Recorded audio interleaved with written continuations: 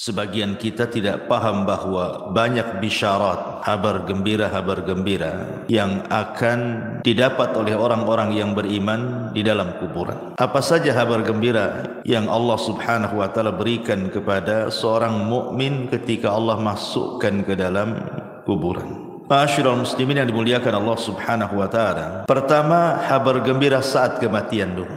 Disebutkan di dua surat dalam Al-Quran. Pertama surah An-Nahl ayat 31 dan 32. Kemudian Fussilat ayat 30. Dalam surah An-Nahl Allah Subhanahu wa taala mengatakan, "Kadzalika yazzillahul muttaqin alladzina tawaffahumul malaikatu thayyibina yaqulun salamun alaikum udkhulul jannata bima kuntum ta'malun." Demikianlah Allah memberi balasan kepada orang-orang yang bertakwa. Siapa orang yang bertakwa? Yaitu orang-orang yang ketika diwafatkan oleh para malaikat dalam keadaan baik, maka mereka para malaikat mengatakan kepada mereka, salamun alaikum, keselamatan bagi kalian, masuklah ke dalam sorga karena apa yang kalian kerjakan. Kemudian dalam surah Fussilat ayat 30-nya Allah mengatakan, innal ladzina qalu rabbuna Allah thumma istaqamu tatanazzalu alaihimul malaikatu alla takhafu wa la tahzanu wa abshiru bil jannati allati kuntum tu'adun. Sesungguhnya orang-orang yang mengatakan Tuhan kami Allah, kemudian mereka istiqomah padanya, maka malaikat akan turun kepada mereka dengan mengatakan, janganlah kalian takut, janganlah kalian sedih, dan bergembiralah kalian dengan surga yang telah Allah janjikan kepada kalian. Jadi kabar gembira pertama adalah saat detik wafatnya seorang mukmin, mereka akan bahagia. Kenapa mereka akan bahagia? Karena malaikat yang membisikkan di telinganya itu adalah bisikan-bisikan kebaikan.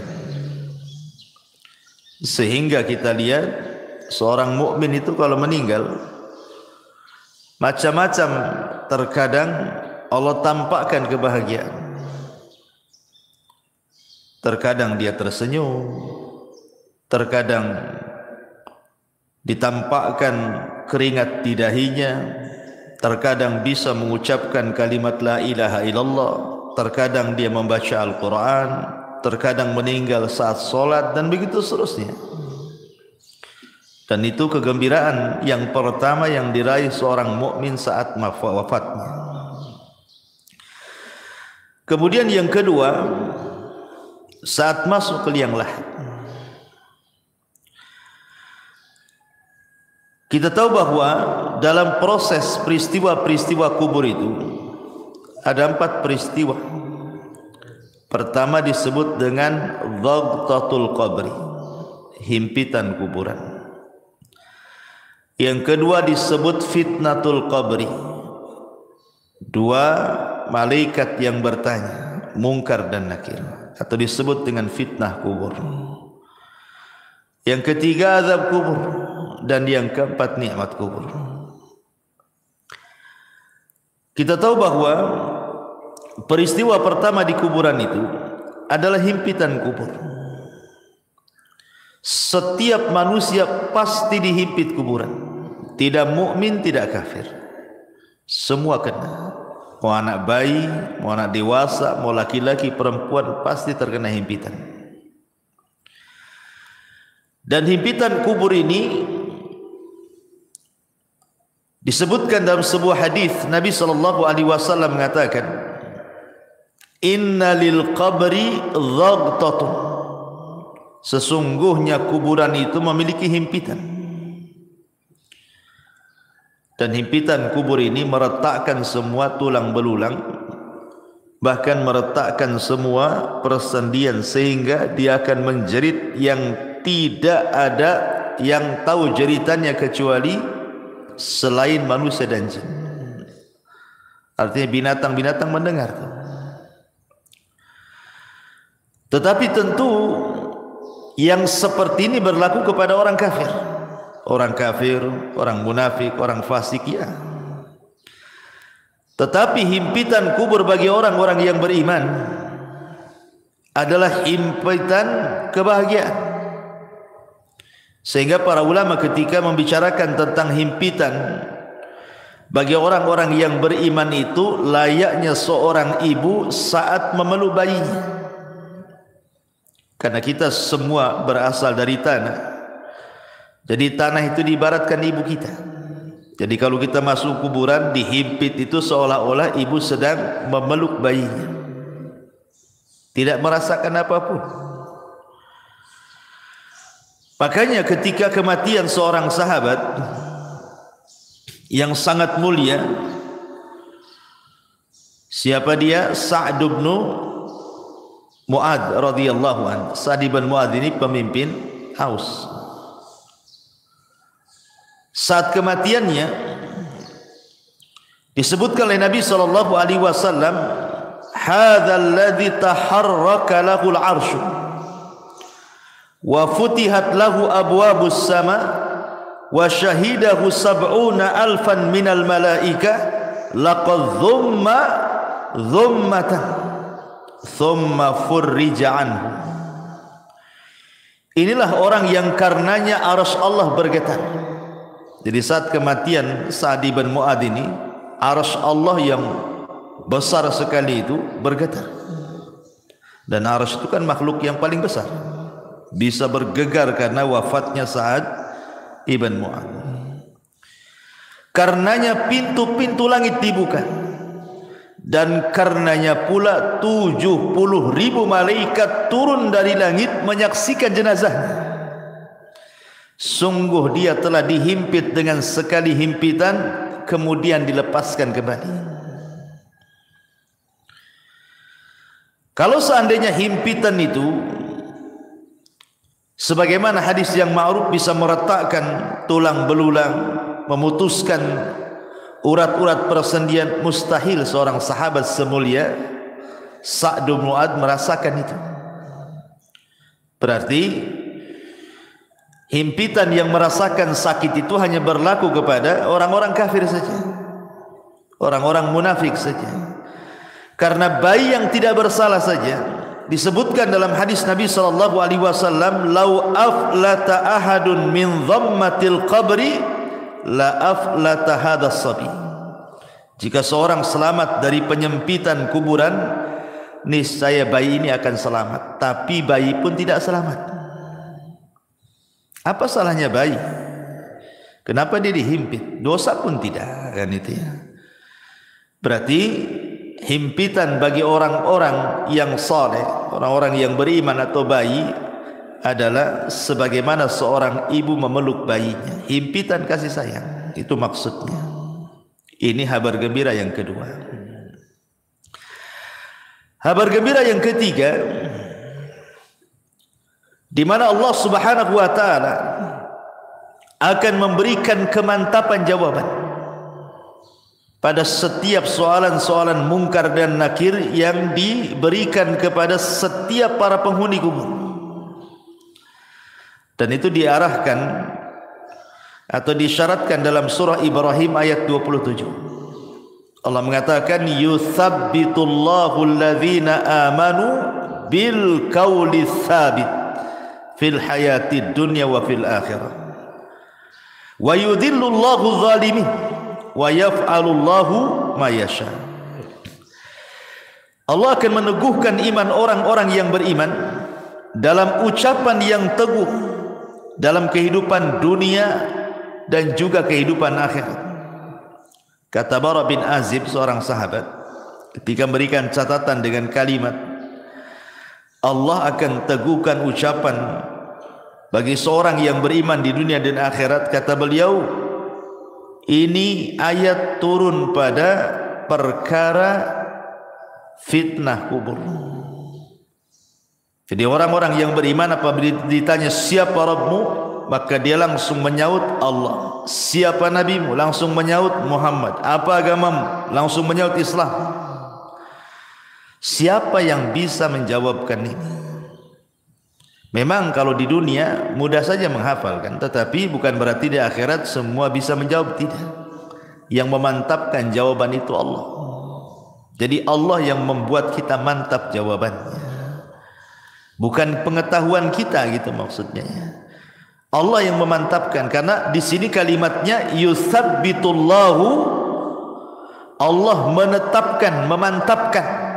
Artinya Allah yang menjadikan kita ini mampu menjawab. Dan itu khusus bagi orang-orang yang beriman. Berarti ini kabar gembira yang ketiga, Allah memberikan kemantapan. Kemudian kabar gembira yang keempat, Allah lancarkan setiap jawaban. Setelah Allah mantapkan, kita mampu menjawab. Disebutkan dalam hadis Bara bin Azib radhiyallahu anhu yang panjang sekali. Salah satu penggalan hadisnya, Rasul mengatakan, fayatihi malakani fayujlisanihi fayakulani lahu man rabbuk, fayaqulu rabbi Allah, fayakulani lahu ma dinuk, fayaqulu dinil Islam, fayakulani lahu ma hadzal rajul alladhi bu'itsa fikum, fayaqulu huwa Rasulullah sallallahu alaihi wasallam. Kemudian dua malaikat datang kepadanya dan mendudukkannya. Lalu keduanya bertanya, siapa Rabb? Maka si mayat mengatakan, Rabbku Allah. Kedua malaikat bertanya lagi, apa agamamu? Dia menjawab, agamaku adalah Islam. Kemudian keduanya bertanya lagi, siapa laki-laki yang telah diutus kepadamu? Maka dia menjawab, beliau adalah utusan Allah Muhammad sallallahu alaihi wasallam. Mungkin sekali lagi bahwa hari ini antum ditanya, pasti semua bisa jawab. Tapi apakah di kuburan bisa lancar jawabannya? Kan tidak juga. Makanya ini kabar gembira. Selain Allah mantapkan jawabannya, kemudian ketika kita ditanya mengalir pula jawaban itu. Ini adalah kabar gembira yang keempat. Kabar gembira yang kelima, setelah Allah Subhanahu wa taala mantapkan jawaban kita dan kita pun mengalir dalam jawaban-jawaban pertanyaan malaikat itu, maka Allah Subhanahu wa taala berikan tazkiyah, rekomendasi. Apa itu? Allah tiba-tiba berfirman dari langit dan mengatakan, ang sadaqa abdi, hambaku telah benar. Hambaku telah benar, hambaku telah jujur. Dan ini tazkiyah yang luar biasa, di mana Allah Subhanahu wa taala langsung yang mengatakan kepada kita, ang sadaqa abdi, hambaku telah benar. Tazkiyah mana lagi yang lebih jujur daripada tazkiyah Allah Subhanahu wa taala? Kabar gembira mana lagi yang lebih bahagia daripada Allah mengatakan kepada kita, kita dianggap orang jujur. Kalau manusia, anak katakan antum orang jujur, belum tentu orang mengatakan antum jujur. Tapi kalau Allah yang mengatakan jujur, manusia mendustakan kita terserah, tidak ada urusan. Tapi kalau seluruh manusia mengatakan kita jujur, tapi Allah katakan kita pendusta, buat apa? Kan itu ya. Tapi kalau Allah katakan kita jujur, satu manusia berdusta, terserah.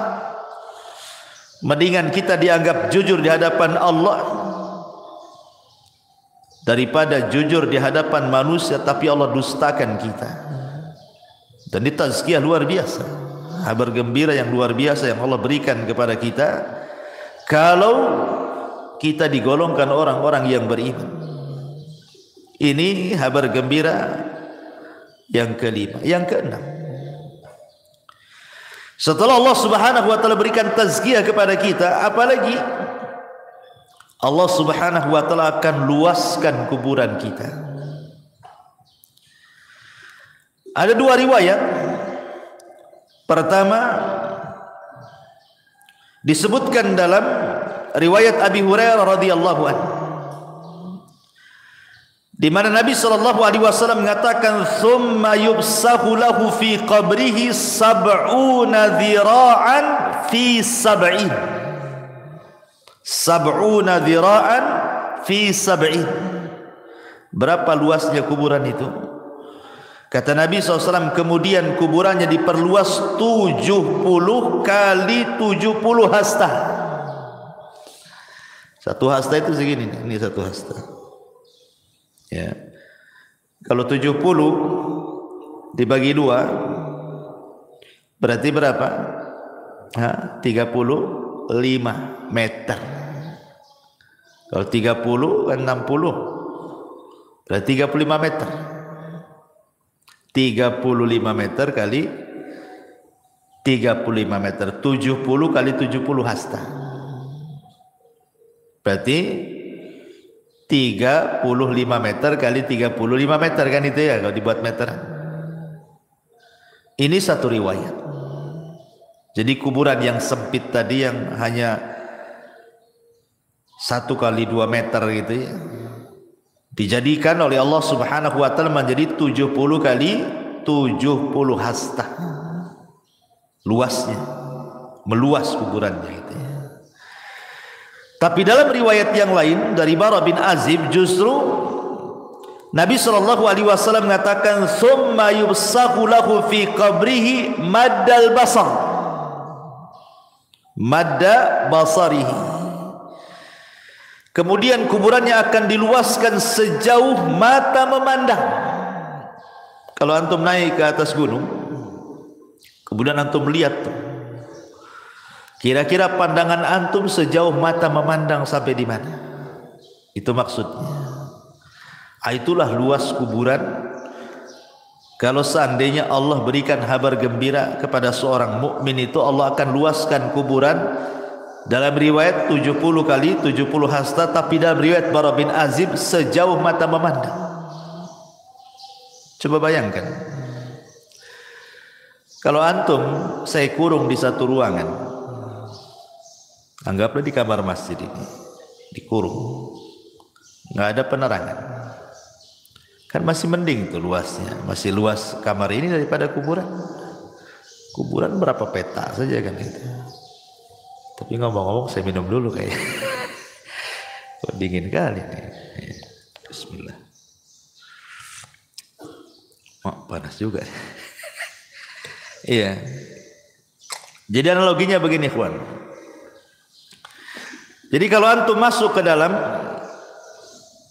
ruangan masjid ini, saya gelapkan, nggak ada apa-apa di situ, nggak ada kasur, nggak ada apa-apa, nggak ada handphone. Nah boleh antum saya kasih handphone, ya masuk aja badan di situ. 3 hari 3 malam di situ kan, nggak dikasih makan, antum sudah pusing. Janganlah 3 hari 3 malam, 1 hari saya tak makan tak gemetar, apalagi mati listrik kan itu. Kita bayangkanlah di satu ruangan itu, macam mana itu di kuburan yang sempit itu. Habis itu dipendam pula dari atas. Hanya tanah, tidak ada apa-apa. Kita sudah kebayang gelapnya kan. Ya. Lah ketika kemudian Allah Subhanahu wa taala bentangkan kuburan seluas itu, menunjukkan di kabar gembira. Kabar gembira dari Allah Subhanahu wa taala lewat lisan Rasul bahwa seorang mukmin itu akan dibentangkan kuburannya sejauh mata memandang. Artinya tidak akan sumpek gitu maksudnya. Kita kalau berada di ruangan sempit kan sumpek gitu. Tapi kalau di ruangan terbuka kan rasanya los gitu pandangan itu. Dan ini kabar gembira. Kemudian yang nomor 7, bukan hanya diluaskan saja, yang lebih hebat daripada itu apa? Dibukakan pintu surga.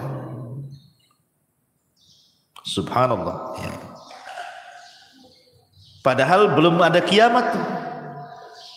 Tetapi pintu sorga sudah dibukakan, kemudian diarahkan pula ke kuburannya. Dan itu disebutkan dalam hadis di mana Nabi SAW bersabda, "An sadaqa 'abdi fa afrishuhu minal jannati waftahu lahu baban ilal jannah." Hambaku telah benar, hamparkan permadani untuknya dari sorga, bukakan pintu-pintu sorga kepadanya. Subhanallah ikhwan, bayangkan kita dihamparkan permadani dalam kubur itu, mengarah ke pintu sorga, kemudian pintu sorga pula dibuka. Ketika pintu sorga dibuka itu, ada kabar gembira yang nomor 8. Apa itu? Allah Nabi sallallahu alaihi wasallam mengatakan, wa albisuhu minal jannah, hantarkan pakaian dari sorga. Ketika mayat itu hanya 3 lapis kain kafan saja, kemudian masuk ke dalam liang lahat, entah tahan berapa bulan tuh yang namanya kain kafan itu, lama-lama kan hancur juga. Tapi sebagai gantinya apa yang terjadi? Wa albisuhu minal jannah, Allah subhanahu wa ta'ala akan pakaikan kepadanya pakaian dari sorga. Dan pakaian dari sorga itu semuanya sutra, min sundusin wa istabraq, rata-rata sutra dihantarkan dari sorga. Kemudian kabar gembira yang nomor 9, fayatihi min rauhiha wa tibiha. Kemudian Allah subhanahu wa ta'ala hantarkan pula raihiha wa tibiha. Apa itu? Wewangian dan bau semerbak yang luar biasa yang Allah hantarkan ke dalam kuburannya, menjadi wangi kuburannya. Kita saja di ruangan kan pengennya wangi, harum gitu kan. Masuk ke hotel-hotel mewah itu harum gitu ya. Kan itu sebuah nikmat, kabar gembira. Belum lagi makanan dari sorga, belum lagi minuman dari sorga. Itu kan kabar gembira yang luar biasa.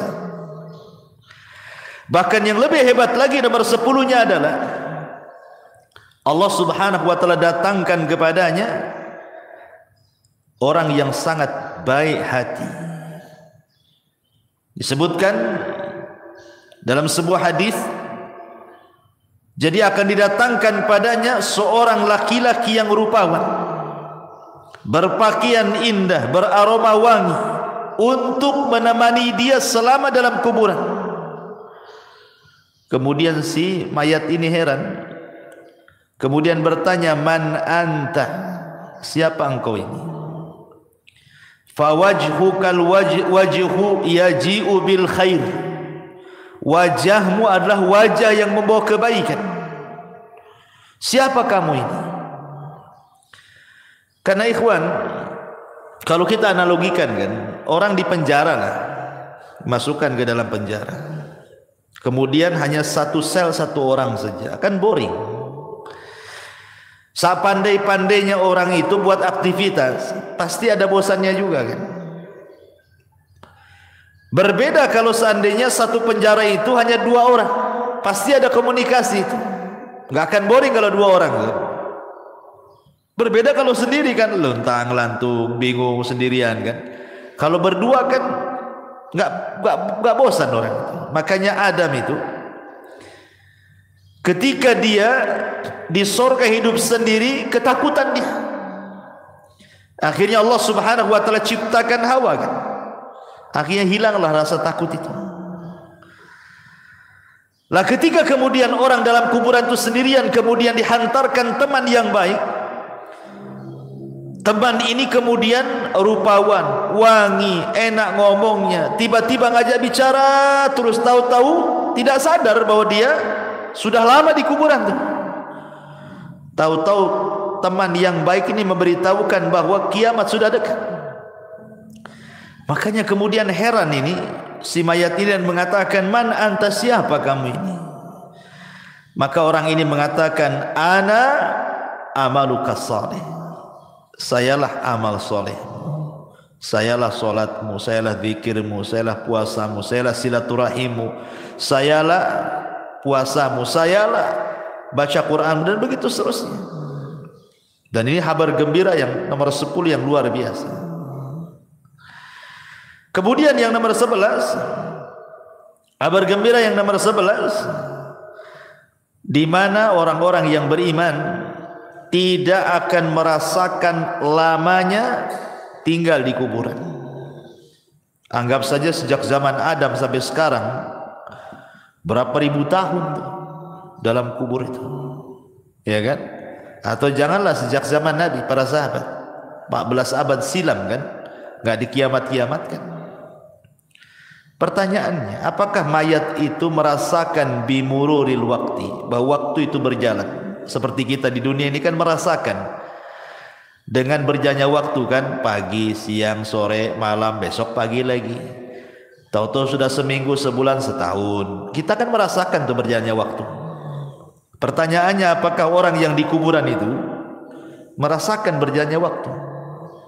Ulama menjawab, lihat, kalau dia mendapatkan nikmat kubur, maka dia tidak akan merasakan bimururil waktu. Waktu yang berjalan tidak akan dirasakan bagi dia. Dan itu disyaratkan dalam kisah Ashabul Kahfi dan kisah Uzair dalam Al-Quran yang ditidurkan 1 abad. Kan ditanya itu, kam labista, berapa lama kau tidur kan? Dia mengatakan labistu yauman atau ba'du yaum. Aku hanya tidur sehari atau separuh hari, padahal sudah 1 abad. Menunjukkan bahwa kalau orang yang belum meninggal saja ditidurkan 1 abad, kemudian dia terbangun rasanya baru setengah atau 1 hari saja, maka begitu juga orang-orang yang dikubur ketika mendapatkan nikmat kubur. Kayak antum bermimpi nih, mimpinya indah banget gitu ya, tiba-tiba terbangun, aduh, sebentar kali mimpinya, padahal antum udah dari pagi sampai sore itu tidur tuh. Dibilang sebentar kali katanya, karena indah. Coba antum mimpi buruk, baru 5 menit tuh kayak udah lama kali megap-megap antum. Jadi para ulama mengatakan bahwa orang-orang yang tidak akan merasakan bimururil waktu, dengan berjalannya waktu itu, hanya orang-orang yang mendapatkan nikmat kubur saja. Tapi orang yang mendapatkan azab kubur, dia akan merasakan itu, waktu itu berjalan. Dan orang-orang yang beriman akan mendapatkan kabar gembira bahwa dia tidak akan merasakan berjalannya waktu. Itu maksudnya ya. Ini yang ke-11. Yang ke-12, orang-orang yang beriman, mereka akan merasakan nikmat, artinya kebahagiaan. Jadi bahagia betul dalam kuburannya itu, sehingga sebahagia apapun orang hidup di dunia, tidak lebih bahagia dibandingkan orang yang ada di kuburan. Itu yang disebut dengan nikmat kubur tadi. Makanya kenapa Utsman bin Affan kalau diingatkan dengan kuburan itu menangis, tapi kalau diingatkan dengan neraka dia biasa-biasa saja. Ketika ditanya, ya Utsman, aneh kau ini, diceritakan neraka kau biasa saja raut mukamu, kau diceritakan tentang kuburan kau pula menangis katanya. Kata Utsman, celaka engkau, kuburan ini, kata Utsman, bisa saja 1 lubang menuju lubang-lubang neraka, atau dia adalah taman dari taman-taman surga. Jadi kita akan tinggal di taman. Itulah nikmat kubur namanya. Jadi nikmat kubur itu luar biasa. Makanya orang itu akan mendapatkan kenikmatan lebih nikmat dibandingkan dia pernah nikmat di dunia. Seberapa nikmat orang di dunia ini, masih nikmat kubur, karena kubur itu adalah jannah yang pertama, surga yang pertama sebelum masuk ke surga yang abadi. Tapi perlu diingat bahwa orang-orang yang di kuburan itu juga bisa merasa sedih. Sama dengan ketika antum kehilangan sesuatu, kita sedih, tersiksa gitu ya, atau ada masalah gitu ya, entah masalah ekonomi, masalah keluarga, masalah apa-apa, kan kadang-kadang tersiksa batin kita. Lah orang yang di kuburan pun akan sama merasakan hal itu, tersiksa batinnya. Kapan? Ketika orang-orang yang di atas kuburan melakukan niyaha. Niyaha itu artinya meronta-ronta, menangis-nangis gitu ya, menolak takdir gitu. Kalau nangis saja nggak apa-apa, namanya orang meninggal sedih, Rasul aja nangis gitu ya. Tapi kalau sampai niyaha ini membuat apa? Orang yang mati itu yu'adzab, diazab. Tapi bukan diazab di sini artinya diazab fisiknya, tidak, maksudnya diazab batinnya. Ya, karena ada hadis yang mengatakan innal mayyit yu'adzab bi buka'il hayy. Rasul mengatakan orang yang mati itu akan diazab disebabkan tangisan orang hidup. Maksudnya niyaha. Yang sampai merobek-robek, memukul-mukul. Karena saya pernah menyaksikan ada orang sedang koma. Ini istrinya itu udah guling-guling tuh, guling tuh. Sampai akhirnya diamankan sama kerabatnya, dimasukkan ke kamar, dikunci. Rumahnya tak jadi mati pula dia. Coba kalau mati apa nggak jelas tuh kan. Nah, artinya bahwa orang-orang yang seperti ini membuat mayat itu tersiksa. Maksudnya orang yang ada di kuburan itu yu'adzab, diazab. Maksudnya diazab bukan fisiknya tapi batinnya. Jadi dia merasa sedih gitu ya. Tersiksa batinnya itu gara-gara tangisan orang yang di atas kuburan itu. Makanya kenapa nasihat saya kalau ada orang yang meninggal itu, sebenarnya dia hanya butuh 3 kata saja. Orang mati itu hanya butuh 3 kata. Kata yang pertama, Allahumma gfir lahu. Ya Allah, ampuni dosanya. Yang kedua, Allahumma arhamhu. Ya Allah, rahmatilah dia.